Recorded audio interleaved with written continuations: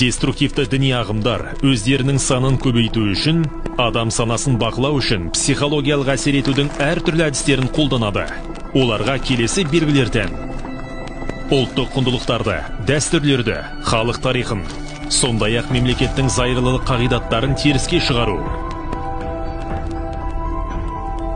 Басқа діндерге, атеистерге төзбеушіліктің көрінісі, діни араздықты қоздыру, құқықтық міндеттерді орындаудан бас тарту, білім алу, әскери қызмет, медициналық процедуралардың жекелеген түрлерінен бас тарту, қан құю, вакцинация, ағзаларды трансплантациялау және тағы да басқалары.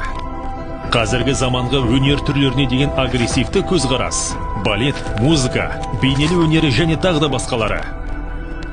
Сіз өзіңізді толықтай қауіпсізбін деп ойламаңыз. Ол жай ғана иллюзия.